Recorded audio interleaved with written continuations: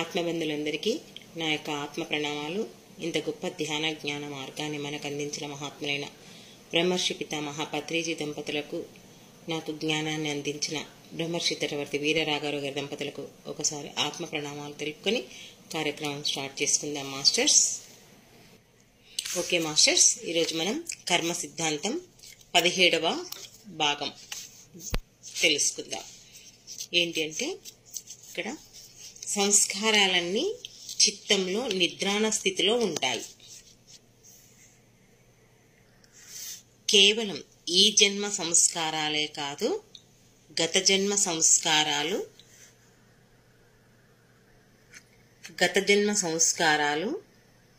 అనాది కాలం నుంచి వస్తున్న సంస్కారాలన్నీ చిత్తంలో గుప్తంగా నిద్రాణ స్థితిలో ఉంటాయి. జంతు జన్మ సంస్కారాలు, దేవ సంస్కారాలు, పేదవాడి జన్మ సంస్కారాలు, ధనిక జన్మ సంస్కారాలు అన్ని చిత్తంలో దాక్కొని ఉంటాయి. ఈ మానవ జన్మలో ఈ జన్మకు ఏ సంస్కారాలు తగినవో అవి మాత్రమే బయటకు వచ్చి కార్యం నిర్వర్తిస్తాయి.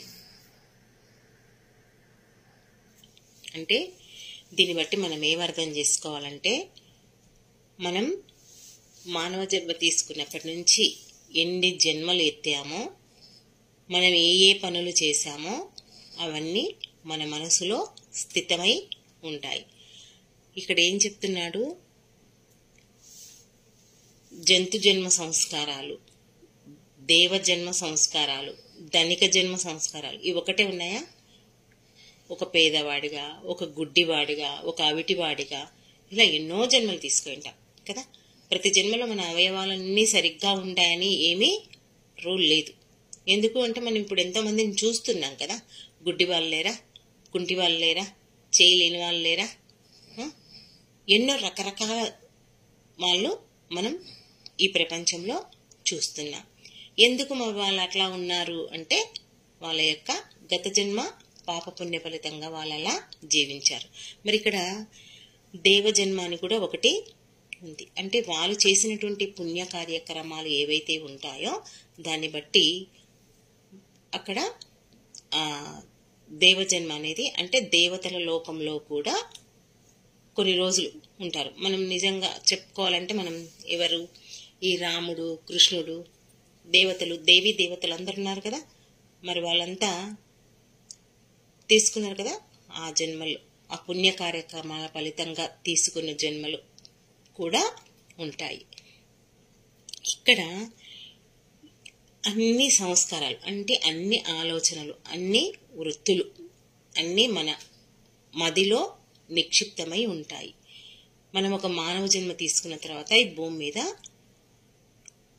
ఇక్కడ ఏవి అవసరమో అవి మాత్రమే బయటకు వచ్చి మనచే ఆ కార్యము చేయిస్తాయి అని దీన్ని బట్టి మనం ఇక్కడ అర్థం చేసుకోవాలి. ఓకే, నెక్స్ట్, ఇతర సంస్కారాలు నిగూఢంగా నిద్రాణ స్థితిలో ఉంటాయి.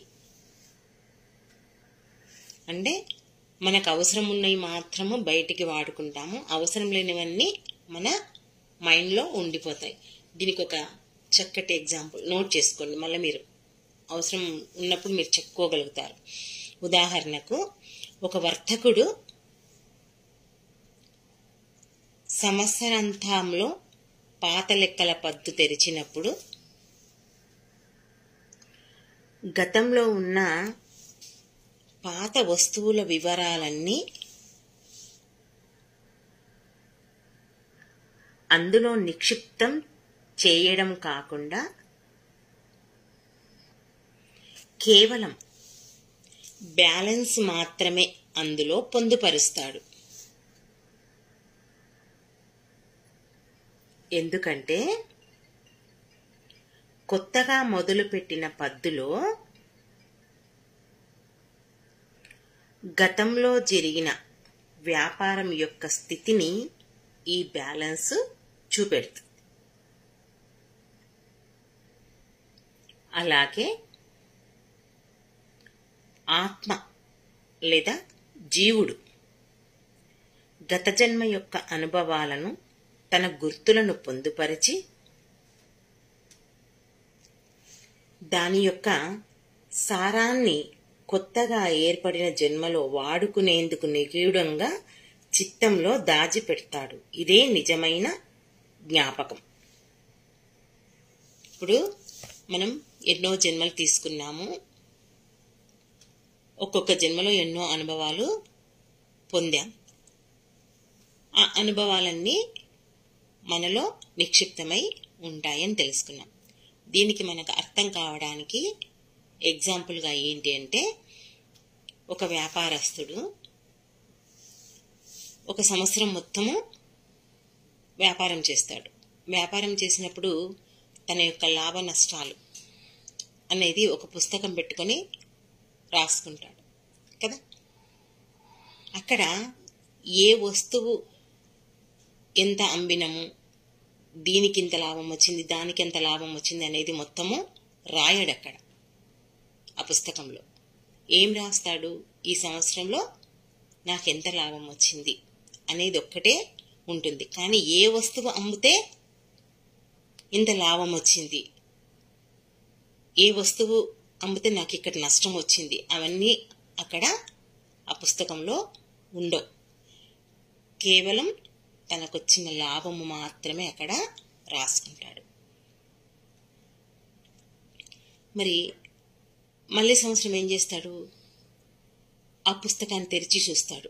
పోయినసారి కంటే ఈసారి నేను మంచిగా అమ్మానా, లాభం పొందానా, పోయినసారి కంటే నాకు ఈసారి లాభం వచ్చిందా, నష్టం వచ్చిందా, ఎక్కువ వచ్చిందా, తక్కువ వచ్చిందా, ఇవన్నీ తెరిచి చూసుకోగలుగుతాడు. అలాగే మానవుడు అంటే ఇక్కడ ఆత్మ లేదా జీవుడు అని చెప్పుకున్నాం. ఇక్కడ ఏం చెప్పుకుంటున్నాము అంటే, గత జన్మ యొక్క అనుభవాలను, ఆ యొక్క గుర్తులను మనం ఈ మనసులో నిగూఢంగా అంటే రహస్యంగా దాచిపెట్టాం. ఇక్కడ మనం వాటిని ఈ జన్మలో మనకి ఏవి అవసరమో వాటిని తీసుకొని వాడుకుంటున్నాం. నిజంగా తీసుకొని అంటే ఇక్కడ మనం తీసుకునేదేం లేదు, అంతా ఆ మనసే, ఆ ఆత్మే మనలతో చేయిస్తుంది. ఇదే, ఇంతకంటే ఇక గుడ్డి గుర్తు ఇంకేమీ లేదు. ఇదే నిజమైన జ్ఞాపకం. ఓకే. ఇంకా ఒక రకంగా మనం ఇక్కడ చెప్పాలంటే, మన మెదడులో ఉన్నటువంటి ఒక విధమైనటువంటి మానసిక సామాగ్రి. ఇప్పుడు మనకింట్లో అందరికీ స్టోరేజ్ రూమ్ ఉంటుంది కదా. మన ఇంట్లో ఒక స్టోరేజ్ గది ఉంటుంది కదా. వంటగది, హాలు, బెడ్రూము, బాత్రూము ఇవన్నీ ఎట్లా ఉంటాయి, ఒక స్టోరేజ్ గది కూడా ఉంటుంది కదా. ఆ స్టోరేజ్లో మనకున్న అవసరం ఉన్నవన్నీ వస్తువులు, అవసరం లేని వస్తువులు ఎప్పుడో సంవత్సరానికి ఒకసారి, ఇది పండగలప్పుడే యూజ్ చేస్తాము, లేదా మన చుట్టాలు వచ్చినప్పుడే యూజ్ చేస్తాము అని కొన్ని వస్తువులు మనం భద్రపరచుకుంటాం కదా. ప్రతిరోజు వాడని వస్తువులు ఎన్నో ఉంటాయి కదా. కానీ మనం ఏం చేస్తాము, ఆ గది తెరిచినప్పుడు మనకి ఏ వస్తువు అవసరమో ఆ వస్తువుని తీసుకొని వాడుకుంటాం. అవునా కదా. రోజు అన్ని వస్తువులు వాడతామా? వాడం కదా. మనకి ఏ వస్తువు అవసరమో దాన్ని వాడుకుంటాం. అట్లా ఆ స్టోరేజ్ గదిలో మనం మన సామాను భద్రపరుచుకొని ఎప్పుడు ఏది అవసరమో ఎలా వాడుకుంటున్నామో, అలాగే మనం ఎన్నో జన్మలు తీసుకొని ఎన్నో అనుభవాలు పొంది ఈ మనసులో ఇక్కడ నిక్షిప్తం చేసుకుని నిగూఢంగా అంటే రహస్యంగా దాచుకొని ఏ జన్మలో ఎప్పుడు ఎక్కడ ఏది అవసరమో దాన్ని తీసుకుంటున్నాము అనేది ఇక్కడ అర్థం. ఓకే. నెక్స్ట్, స్థూల శరీరము మరియు మనసుకు గతంలో చేసుకున్న కర్మల వలన ఒక విధంగా ప్రవర్తించే తీరు ఉంటుంది మరియు మనం కూడా దానికి అనుగుణంగానే వర్తిస్తాము. వీటికి మనమే కర్త అనుకుని పొరబడి పరిస్థితిని మరింత తీవ్రతరం చేసుకుంటాం. మనం చేసే చాలా కర్మలు మనకు తెలిసినా తెలియకున్నా వాటంతట అవే మన ప్రయత్నం లేకుండానే జరుగుతాయి. నిష్కామ కర్మ యొక్క స్ఫూర్తితో మీరు మీ కర్మలను చేయడం కష్టమనిపించినప్పుడు అన్ని కర్మలను త్యజించడంలో కోరిక కలిగి ఉండండి.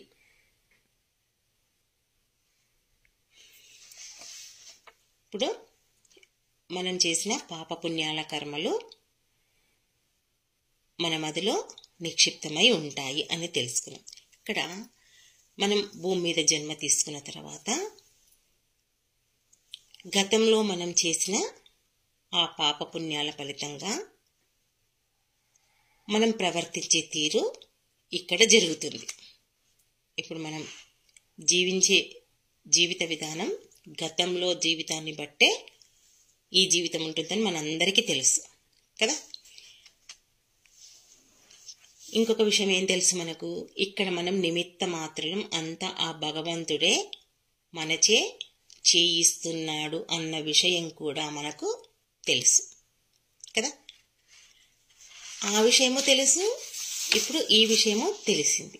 కానీ ఇక్కడ మనమేమనుకుంటున్నాము, అంతా నేనే చేస్తున్నాను అనే భ్రమలో మనం ఉంటున్నాం. ఇక్కడ చెడు చేసినా మంచి చేసినా నేనే గర్వంతో అహంకారంతో విరవీగిపోతున్నా. అక్కడ విరవిగి అహంకారాన్ని పెంచుకొని ఏమంటారు, ఇంకా ఆ కర్మను ఎక్కువ చేసుకుంటున్నాం. మంచి చేసేదానికి ఓకే, దానివల్ల నీకు పుణ్యమే వస్తుంది. ఏదైతే చెడు ఉందో ఆ చెడుకు మాత్రమే ఇంకా నీకు మళ్ళీ కర్మలు యాడ్ అవుతూ ఉంటాయి. అదే ఇక్కడ ఏమంటున్నాడు, వీటికి మనమే కర్త అనుకుని పొరబడి పరిస్థితిని మరింత తీవ్రతరం చేసుకుంటాం.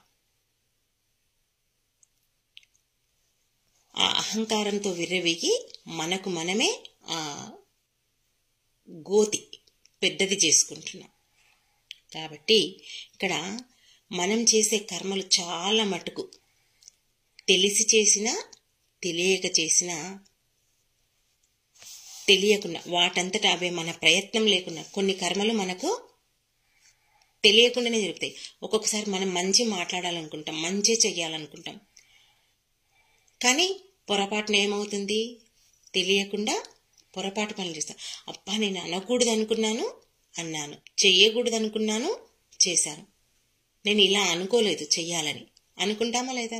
మన జీవితంలో ఎన్నోసార్లు మనం అనుకుంటాం. వాటంతట అవి జరిగిపోతుంటాయి, మన ప్రయత్నం లేకుండానే జరిగిపోతుంటాయి. ఎంత మంచి చేయాలనుకున్నా నా కర్మ, నా చేతే ఇట్లాంటిది, నా నోరే ఇట్లాంటిది అని మనం ఎన్నోసార్లు బాధపడిన రోజులు కూడా ఉంటాయి కదా.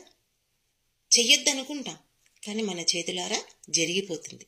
అందుకే ఇక్కడ ఏం చెప్తున్నాడు, నిష్కామ కర్మ యొక్క స్ఫూర్తితో మీ కర్మలను మీరు మీ కర్మలను చేయడం కష్టం అనిపించినప్పుడు, అంటే ఫలితం లేకుండా, నిష్కామ కర్మ అంటే ఫలితం లేకుండా ఆ యొక్క స్ఫూర్తితో మీ కర్మలు చేయడం కష్టం అనిపిస్తే, మీకు అట్లా కష్టం అనిపిస్తే ఏం చేయండి, ఆ కర్మలు వదిలేయండి. అంటే ఆ పనిలో త్యజించడం అంటే వదిలేయడం. అంటే ఇది మంచైనా చెడైనా నాకు సంబంధం లేదు అంటే ఆ పని చెయ్యకుండా ఆ కోరిక ఉంచుకోండి. ఎందుకంటే ఎంతసేపు మనం మంచి చేయాలనుకుంటాం, చెడు జరిగినప్పుడు మనం ఏం చేయాలి అంటే ఆ పని వల్ల మంచి జరుగుతుంది అని అనుకున్నా కూడా కొన్ని సందర్భాల్లో పొరపాటున కొన్ని ఏమైతే మిస్టేక్స్ జరుగుతుంటాయి. మిస్టేక్ జరిగినప్పుడు దాన్ని మనం వదిలేయాలి, ఆ పని చేయకుండా ఉండగలగాలి అంటాం. ఇప్పుడు ఎగ్జాంపుల్గా ఒక గురువు శిష్యుల్ని ప్రశ్నలు అడుగుతున్నారు. అడిగినప్పుడు వీడు చెప్పాలనుకున్న సమాధానం ఎవరో చెప్తారు. జరుగుతుంటాయి కదా, మనకు క్లాసుల్లో జరుగుతుంటాయి ఇట్లాంటివి. అయితే ఒక్కొక్కసారి వీడు చెప్పిన దాంట్లో ఏదైనా కొంచెం పొరపాటు అనేది ఉంటుంది కదా, ఉండకుండా మొత్తం పర్ఫెక్ట్గా చెప్పాలని కూడా లేదు. పక్కవాడు చెప్పాడు అనుకోండి, పక్కవాడు చెప్పిందంటే దీన్ని బ్యాలెన్స్ చేసుకుని వాడు చెప్పగలిగాడు. అర్థమవుతుందా నేను చెప్పేది? ఒక గురువు ప్రశ్నలు అడిగినప్పుడు వీడు సమాధానం చెప్పాలనుకున్నది చెప్పడంలో పొరపాటో, లేదంటే చెప్పే ఏమంటారు ఉదాహరణ, ఆ ఎగ్జాంపుల్ చెప్పడంలో సరిగ్గా చెప్పకపోతే ఇంకొక విద్యార్థి చెప్పిండు అనుకోండి, అప్పుడు గురువు ఎవరికి మార్క్స్ ఇస్తాడు? తర్వాత చెప్పినోనికే ఒప్పుకుంటాడు. ఎందుకంటే వాడు దీన్ని బ్యాలెన్స్ చేసుకుని చెప్పగలిగిండు కాబట్టి గురువు ఏం చేస్తాడు? వాడికే మార్క్స్ ఇస్తాడు. ఐడియా ఇచ్చింది నేను, మార్కులు వచ్చింది వానికి అని అనుకుంటామా లేదా మనం? కదా. అలాంటి సందర్భంలో ఏం చేయాలి? మనం చేసిన ఆ కర్మను, అంటే మన నోటి నుంచి వచ్చిన ఆ వాక్కును త్యజించాలి, అంటే వదిలేయాలి. సరే, నీకు ఆలోచన వచ్చింది కానీ నువ్వు పూర్తిగా చెప్పలేకపోయావు, నీ సాటి వ్యక్తి చెప్పిండు, దాన్ని నువ్వు అక్కడ త్యజించాలి. ఇది దీని యొక్క అర్థం. Okay, next. స్వర్గంలో మానవ భౌతిక జీవనం యొక్క అన్ని అనుభూతులు వేరు చేసి విశ్లేషించి పెడతాయి. వాటి యొక్క సారం తీసుకోబడుతుంది. జీవుడు మరల భౌతిక జగత్తులో కొత్త శరీరంతో పుట్టినప్పుడు గతంలో ఏర్పడిన మానసిక స్థితి, అనుభవాల ఆధారంగా మనసు ప్రవర్తిస్తుంది. స్వర్గంలో మానవ భౌతిక జీవనం యొక్క అన్ని అనుభూతులు అంటే ఇక్కడ ఈ జన్మ చాలించిన తర్వాత మనం చేసిన పుణ్య కర్మల ఫలితంగా ఆ స్వర్గంలో ఉంటాం కదా కొన్ని రోజులు. ఆ స్వర్గంలో భౌతిక జీవనం అంటే అక్కడ భౌతిక జీవనము అంటే ఈ శరీరం ఉండదు, కానీ అక్కడ మనం జీవిస్తుంటాం. ఇక్కడ మనం ఏవి పనులు చేశామో అవన్నీ అక్కడ మనకు ఆ అనుభూతులు తెలుస్తుంటాయి. అంటే మనకేం తెలుసు అంటే మనం చనిపోయిన తర్వాత మన యొక్క పాపపుణ్యాల చిత్రగుప్తుడు అక్కడ మనం ఏమేం చేశాడో అన్నీ చూపిస్తాడనే విషయం మీకు అందరికీ తెలుసు కదా. ఎన్నో క్లాసుల్లో మనం వీటి గురించి చెప్పుకున్నాం కదా. అప్పుడు అందుకే మనందరికీ మరణం అవుతుంది అని చెప్పేసి ఈ మరణించక ముందే మరణించాలనే పుస్తకం అందుకే స్వాధ్యాయం చేయించడం. అందుకే ఎవ్వరూ కూడా ఆ స్వాధ్యాయం సమయంలో మిస్ కాకుండా ఆ టాపిక్ వినండి. మనం చదివినప్పుడు ఒక అర్థం వస్తుంది, వేరే వాళ్ళు చదువుతున్నప్పుడు దాన్ని శ్రద్ధగా వింటే మనకి ఇంకా బాగా అర్థమవుతుంది. ఇది మీరు గమనిస్తే మీకు తెలుస్తుంది. అయితే ఇక్కడ అనుభూతులు అనేవి మనకు వేరు చేసి విశ్లేషించాలి. అక్కడ మనకు తెలుస్తుంది కదా, మంచి పనులు చేసింది, చెడు పనులు చేసింది పూర్తిగా అర్థమవుతుంది. అర్థమయ్యి అప్పుడు ఏమనుకుంటాం మనం, నేను అంటే మంచి పనులు చేస్తేనేమో అప్పో నేను ఎంత గొప్పగా చేశాను, ఎంత మంచి పనులు చేశాను పొంగిపోతాం. అవే చెడు పనులు ఉన్నాయనుకోండి, నేను ఇట్లాంటి పని చేశానని మనం బాధపడతాం. సరే, అయితే అక్కడ వాటి యొక్క సారం మనకు తీసుకోబడుతుంది. అంటే ఇంకా మనం నెక్స్ట్ మానవ జన్మ తీసుకున్నాక ఇలాంటి చెడు పనులు చెయ్యొద్దు, చేస్తే ఇలాంటి పుణ్య పనులే మనం ఇంకా చెయ్యాలి, నేను ఎక్కువ కాలం ఆ స్వర్గలోకంలోనే ఉండాలి అని అక్కడ అనుకుంటాం.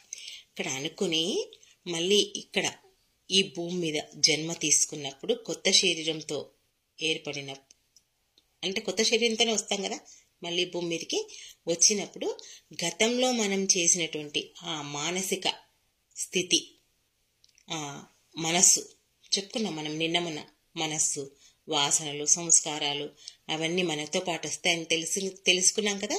ఆ మానసిక స్థితి, అనుభవాల ఆధారంగా మన ఈ జీవితం, ఈ మనస్సు ప్రవర్తిస్తుంది. ఎలా అంటే ఇంకా మీకు అర్థం కావడానికి, ఇప్పుడు మనం ఏదైనా ఒక మంచి టాపిక్ రాస్తున్నాం అనుకోండి, మనకేదో రాయాలనిపించింది లేదా చదువుకోవాలనిపించింది, రాయాలనిపించింది, రెండు ఏదైనా ఒకటి అనుకోండి. అనుకున్నప్పుడు మనకు నిద్ర రావడమో లేదా ఏదో ఒక పని రావడమో లేదా మన దగ్గరికి ఎవరో వేరే వాళ్ళు రావడము వచ్చినప్పుడు మనం ఏం చేస్తాము, అక్కడ ఒక ఏదో గుర్తుగా పెట్టి ఆ బుక్ మూసేసి రాయడము చదవడము ఆపి మన పని మనం చేసుకుని వచ్చి అక్కడి నుండే మనం మొదలు పెడతాం కదా. ఎక్కడైతే చదవడం ఆపామో, ఎక్కడైతే రాయడం ఆపామో ఏం చేస్తాం. ఇంకా మీకు అర్థం కావాలంటే, ఇప్పుడు ఒక వంటకం చేస్తున్నా, ఏమంటారు, మురుకులు సేగులు అంటారు చూడండి, ఏదో ఒకటి, అవైతే తొందరగా అర్థమవుతాయి. ఏం చేస్తారు, అప్పుడు మధ్యలో మనకు బాండి ఆపేయాలని ఏదో పని పడింది, బాండి ఆఫ్ చేసిపోతామా, పొయ్యి ఆఫ్ చేసిపోతాం.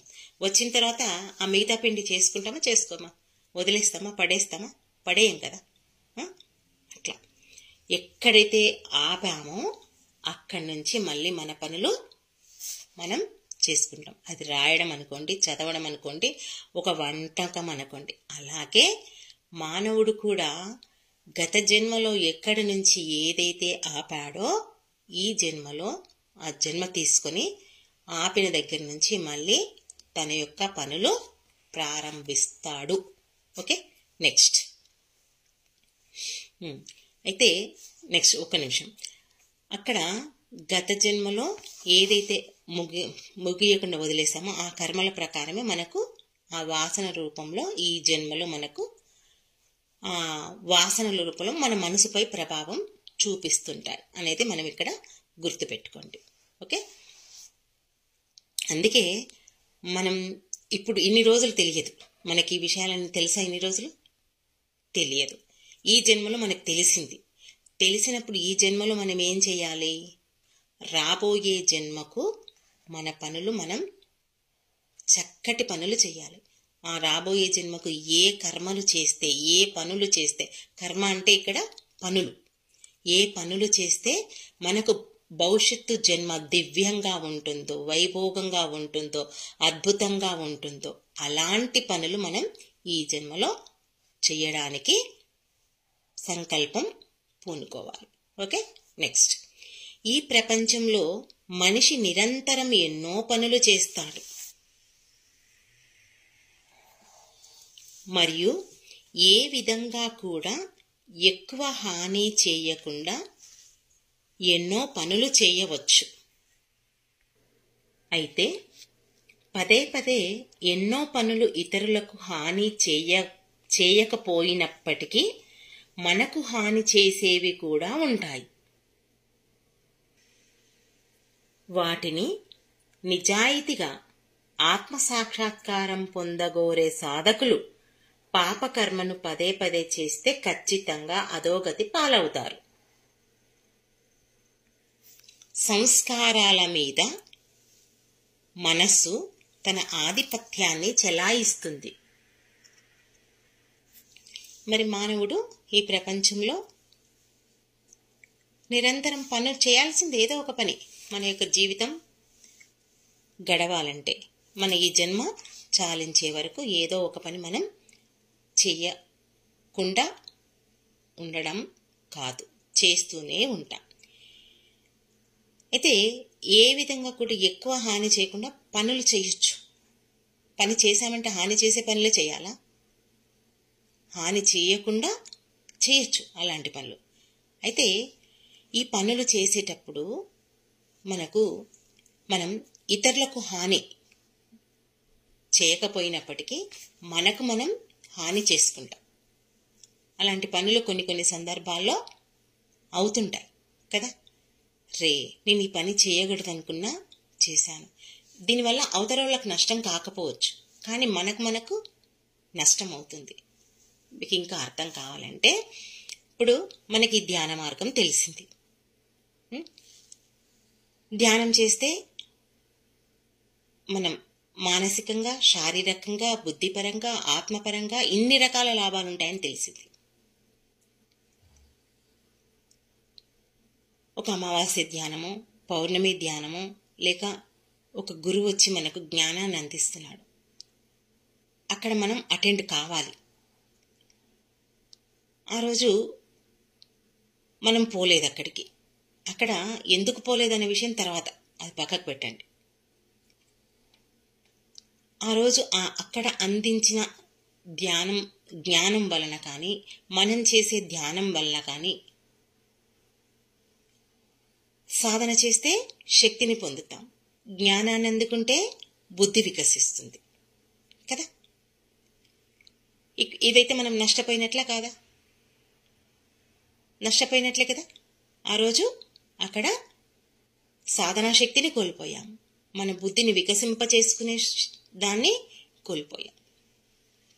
ఇది మనకు మనం హాని చేసుకున్నట్లా కాదా కదా. ఇంకా వేరే పనులు వదిలేసేయండి, ప్రాపంచికంలో మాసు చెప్పొచ్చు, ఎన్నన్నా చెప్పుకోవచ్చు. కానీ ఇక్కడ మనం ఆధ్యాత్మిక మార్గంలోకి వచ్చిన తర్వాత మనల్ని మనం చూసుకుంటే మంచిగా ఈ ధ్యానము, ఈ జ్ఞానము ఈ జన్మకే కాదు, జన్మ జన్మలకు పనికొచ్చే జ్ఞానమని కూడా తెలుసు. మన ఆత్మ ఉన్న స్థితి నుంచి ఉన్నత స్థితికి తీసుకెళ్లే మార్గము అని కూడా తెలుసు. అయినా సరే మనం ఏం చేస్తున్నాము, కొన్నిసార్లు మనకు మనమే ఓపిక లేకనో లేదా పని ఉండో, అవన్నీ ఇతరత్ర ఎన్నన్నా ఉండొచ్చు, కానీ మనకు మనమే ఇక్కడ హాని చేసుకుంటున్నాము. మరి ఇలాంటివి చేయడం వల్ల సాధకుడు అధోగతి పాలవుతాడు అని ఇక్కడ చెప్తున్నాడు. అలాంటి పనులు ఎప్పుడో ఒకసారి పొరపాటు జరిగితే ఓకే, కానీ నువ్వు పదే పదే ఆ మార్గంలో ఉండి నీ యొక్క ఆత్మను ఉన్నత స్థితికి తీసుకెళ్లకుండా ఏదో ఒక సాకు చెప్పి సాధన చేయకుండా, జ్ఞానాన్ని పొందకుండా నువ్వు తప్పించుకుంటే నీవు అధోగతి పాలవుతావు అని ఇక్కడ దీని యొక్క అర్థం కదా. అందరికీ తెలుసు మనకు 4 నుంచి 5 వరకు చక్కటి జ్ఞానం అందుతుంది, సామూహిక ధ్యానం ఉంటుంది 3 నుంచి 4. అయినా సరే ఒక ఫంక్షన్ కంటే వాళ్ళు ఏమనుకుంటారో, వెళ్ళకపోతే మళ్ళీ మన ఇంటికి రావాలి అని చెప్పేసి ఆ ఫంక్షన్కి వెళ్తాం. ఇక్కడ జ్ఞానం అనే వరకు అందుకుంటే మనకేంది, అందుకోకుంటే మనకేంది. ఒకరోజు వినంత మాత్రాన నష్టమయ్యేది ఏమీ లేదు. రోజు చెప్పేదే కదా, రోజు చేసేదే కదా. ఇక్కడ మనకు మనం మనల్నే మన చేతులారా మనం నష్టపరుచుకుంటున్నాం. ఇలాంటి వాళ్ళు, ఇలాంటి సాధకులు అధోగతి పాలవుతున్నారు అని ఇక్కడ చెప్పడం జరిగింది. అయితే ఇక్కడ సంస్కారాల మీద మనసు తన ఆధిపత్యాన్ని చెలాయిస్తుంది, అంతే కదా. మనలో ఏదైతే ఆ సంస్కారం ఉందో మనసు ఏది ఉంటే అదే చేస్తుంది. గోరంతది కొండంత చేస్తుంది మనసు కదా. ధైర్యం లేని వాళ్ళు అలా చేస్తుంటారు కదా. ఎక్కువగా ఆలోచించే వాళ్ళు, ధైర్యం లేని వాళ్ళు చెప్తుంటాం, నీ మనసును ఫస్ట్ స్ట్రాంగ్ పరుచుకో, దాన్ని చిన్నదాన్ని భూతద్దంలో పెట్టి చూస్తున్నావు అని కూడా మనం అంటుంటాం. అయితే ఇక్కడ ఈ సంస్కారాల నుంచి, ఆ మనసులో నుంచి వచ్చినటువంటి ఏవైతే వాసనలు ఉంటాయో, ఆ వాసనలు గుంపులు గుంపులుగా మన వెంబడి వస్తాయంట. మనం చూస్తాం, ధ్యానంలో కూర్చున్నప్పుడు ఒక్క ఆలోచన వచ్చింది అనుకోండి, టప టప టప టప టప వర్షం వచ్చినట్లే వస్తుంటాయి ఆలోచనలు. అట్లాగే ఈ సంస్కారాల నుంచి మనలో కూడా ఆ వాసనలు ఏవైతే ఉన్నాయో పాతవి, అవి గుంపులు గుంపులుగా మనకు వస్తాయంట. ఆ గుంపుల్లో ఏవో కొన్ని మన మనసుకు అట్రాక్షన్ కలుగుతాయి. కలిగినప్పుడు మనం ఏం చేస్తాం, ఆ కోరిక మీద మనకు ప్రవహిస్తుంది. ఆ కోరిక కూడా ఎట్లా ప్రవహిస్తుంది అంటే, ఒక వాగు ఎలా అయితే వర్షాకాలంలో వాగు ఎలా ప్రవహిస్తుందో అలా ఆ కోరికలు అనే వాగు ప్రవహిస్తుందంట.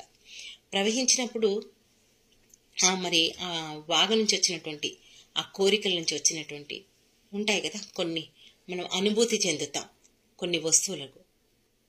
ఆ వస్తువులను మనం అనుభవించాలి. అంటే ఇక్కడ మనకేంటి అంటే నిజంగా చెప్పాలంటే ఆ వాగు నుంచి ఆ గుంపులు గుంపులుగా వచ్చే దాంట్లో నుంచి కొన్ని కోరికలు పుడతాయి, అంతే కదా.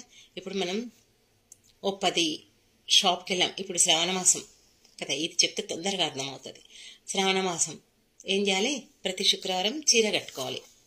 మన సెంటిమెంట్ కదా అది. శ్రావణ శుక్రవారం కొత్త చీర కట్టుకోవాలి. షాప్కి వెళ్తాం. షాప్లో మళ్ళీ అన్ని కొత్త చీరలు, అన్ని అట్రాక్షన్ అనిపిస్తాయి కదా.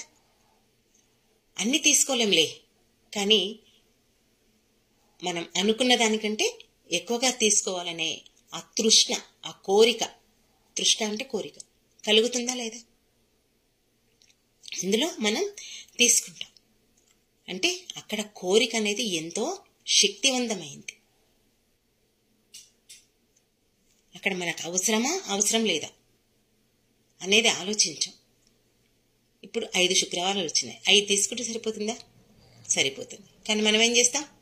10 తీసుకుంటాం, 15 కూడా తీసుకుంటాం. అంటే మనలో ఆ కోరిక అనేది అంత పటుత్వంగా, అంత శక్తివంతంగా ఉంటుంది. అట్లాగే ఇక్కడ కూడా మానవుడు గత జన్మ యొక్క వాసనలు ఏవైతే ఉన్నాయో అవి గుంపులు గుంపులుగా వచ్చినప్పుడు వాటిలో కొన్ని మనకు వాటి మీద కోరిక అనేది కలుగుతుంది. ఆ కోరిక చాలా శక్తివంతంగా ఉంటుంది. మరి ఇవన్నీ మనకు ఎక్కడ ఉంటాయంటే ఈ భౌతిక శరీరము కాదు, సూక్ష్మ శరీరము కాదు, మన కారణ శరీరంలో నిక్షిప్తమై ఉంటాయంట. ఇప్పుడు ఇవన్నీ మన మరణించక ముందే మరణించాలి పుస్తకంలో ఈ టాపిక్ అంతా వస్తుంది. అది అందుకే ప్రతి ఒక్కరూ శ్రద్ధగా వినండి. మన కారణ శరీరంలో ఇవన్నీ నిక్షిప్తమై ఉంటాయి. ఇంకా అక్కడి నుంచి ఆ వస్తువును పొందాలనేటువంటి ఆ మనసులో మనకు ఆ అనుభూతి, ఆ సంకల్పం ఉద్భవిస్తుంటుందంట. ఇంకా మనసులో ఉన్నాక ఎప్పుడో ఒకసారి దాన్ని తీర్చుకుంటాం కదా, తీర్చుకోకుండా ఉండలేము. కాబట్టి ఆ కోరిక తీర్చుకోవాలని ఇంకా మనసు పదే పదే దాని మీద ఆలోచించడం మొదలు పెడుతుంది. మనం చేస్తున్నామా లేదా? ఎప్పుడు ఏదో ఒకటి అంటుంటాం. ఎప్పుడు ఏదో ఒకటి ఆలోచిస్తున్నాం, ఏం ఆలోచిస్తున్నాము అని అడుగుతాం. ఎవరైనా ఏదైనా ఆలోచిస్తే మనం చెప్పింది వాళ్ళకి రెస్పాండ్ కాకపోతే వాళ్ళని అడుగుతుంటాం మనం కదా. ఎందుకు అంటే వాళ్ళలో ఏదో ఒక కోరిక ఉంది. అది కొందరు బయటికి చెప్తారు, కొందరు బయటికి చెప్పరు. కాబట్టి తన యొక్క ఊహలోనే, ఆ కారణ శరీరం తన మనసులో ఊహలోనే ఇది ఉంచుతుంది. ఎప్పుడైతే అక్కడ ఉంటుందో ఆ కోరికకు, ఆ వస్తువుకు మనకు ఒక బంధం అనేది మొదలవుతుంది, అంతే కదా. ఒక చీర మీద నీ మనసు పడింది, ఎప్పటికైనా సరే నేను ఈ రోజు కాకుండా రేపైనా సరే నేను ఆ చీరను తెచ్చుకోవాలి అని నీకు ఎప్పుడైతే కోరిక ఉందో అక్కడ నీకు ఆ బంధం అనేది, ఆ చీర మీద బంధం అనేది నీకు మొదలవుతుంది. కాబట్టి ఈ మనస్సు ఏ విధంగానైనా మనకు ఒక ప్రణాళిక, అంటే ఇక్కడ ఈ జీవితంలో చీర గురించి కాదు, ఇక్కడ మన జీవితంలో ఒక ప్రణాళిక రచించి దాన్ని పొందేందుకు మన మనసు ప్రయత్నిస్తుంది. కాబట్టి ఇక్కడ మనం ఈ కోరికల వలలో చిక్కుకుపోతాం. ఆ వస్తువులను పొంది అనుభవించాలి అనే కోరిక మనకు, ఆ తపన మనకు ఉంటుంది. వాటిని పొందేందుకు మనం రకరకాలుగా మనం ప్రయత్నం కూడా చేస్తుంది. ఈ ప్రయత్నాల్లో మరి కొన్ని మనకు ఇష్టం ఉంటుంది, కొన్నిటి మీద ఇష్టం కూడా ఉండదు కదా. మనం జీవించే జీవితం మనం మొత్తం ఇష్ట ప్రకారమే జీవిస్తామా? మన ఇష్టం వచ్చినట్లే ఉంటుందా మన జీవితం? ఉండదు కదా. కొన్ని మనకు నచ్చుతాయి, మన జీవితంలో కొన్ని మనకు నచ్చుతాయి, కొన్ని మనకు నచ్చవు. మనం అనుకున్నట్లే మన జీవితం మొత్తం గడిచిపోతుందా? అస్సలు గడిచిపోదు కదా. ఎంతో కాంప్రమైజ్ కావాలి. నువ్వు పెళ్లి చేసుకున్నావా, పెళ్లి చేసుకోలేదా, ఆడగా పుట్టావా, మొగగా పుట్టావా, నీకు పిల్లలున్నారా, భర్త ఉన్నాడా, భార్య లేదా, ఇవన్నీ ఏది కాదు. ఇక్కడ మానవ జన్మ తీసుకున్నామంటేనే మనం కాంప్రమైజ్, అడ్జస్ట్మెంట్, ఆ లైఫ్ మనం ఇక్కడ జీవించాలి. ఎందుకు అంటే మనం చేసిన పాప పుణ్యాలకు తగిన ఫలమే ఇక్కడ మనం ఈ జీవితంలో అనుభవిస్తాం అనే విషయం ప్రతి ఒక్కరం గుర్తుపెట్టుకోవాలి. లాస్ట్ పాయింట్ రాసుకోండి. మనం అనుభవించే జీవితం రాగద్వేషాలతో, పాపపుణ్యాలతో, సుఖదుఖాలతో ఈ 6 ఆకుల మీద, ఈ 6 ఆకుల సంసార చక్రం అనాది కాలం నుంచి ఆగకుండా తిరుగుతూనే ఉంది. అంతే కదా. చివరికి మన జీవితం ఉన్నవాడా లేనివాడా ఏది కాదు. ఎంత ఉన్నవాడైనా ఎంత లేనివాడైనా, ఫుట్పాత్ మీద ఉన్న మానవుడైనా, ఒక పెద్ద బంగ్లాలో ఉన్న, విల్లాలో ఉన్న ఏ వ్యక్తి అయినా, ఏ మానవుడైనా, స్త్రీ అయినా సరే, పురుషుడైనా సరే, ఈ 6 చక్రాలు ఏంటి?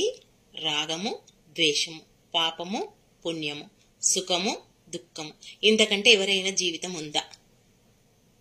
నీకు ఎన్నో కోట్లున్నాయి, నువ్వు తినే తిండి అందరు తినేదే, అందరు తినే అన్నమే, అందరు తినే బీరకాయ కూర, అందరు తినే పాలకూర, అంతే కదా. ఉన్నది కదా అని చెప్పి పంచభక్ష పరమాలు తింటారా? బంగారం తింటామా? చూసి మురిసిపోవాలి కదా. నిజంగా చెప్పాలంటే ఆ ఫుట్పాత్ మీద ఉన్న మానవుడు ఈ 5,000 చక్కగా లోపలికి పోయి ఆహారాన్ని, అన్ని రకాల ఆహారాన్ని ఆనందంగా తినగలుగుతాడు, అనుభవించగలుగుతాడు. అన్నీ ఉన్నోడు బీపీ ఉందనో, షుగర్ ఉందనో, ఒకటి తింటే ఒకటి తినడు కదా. అది కాదు. అందుకే ప్రతి ఒక్క మానవుడు గుర్తుంచుకోవాల్సిన విషయం ఏంటంటే ఈ 6 ఆకుల సంసార చక్రం మీద మన జీవితం అంతా సాగిపోతుంది. అందుకే మనం దీంట్లో దేనికి బందీ కాకుండా ఉండడానికి చూసుకోవాలి. అందుకే ఇవన్నీ మనకు అర్థం కావాలంటే ప్రతిరోజు శ్వాస మీద ధ్యాస ఉంచి ధ్యానం చేసి మన జ్ఞానాన్ని పెంచుకొని పరిపూర్ణ జీవితం సంపాదించడానికి మనం చూడాలి. ఓకే మాస్టర్స్, ఈ అవకాశం నాకు ఇచ్చినందుకు మీ అందరికీ నా యొక్క కృతజ్ఞతలు. Thank you.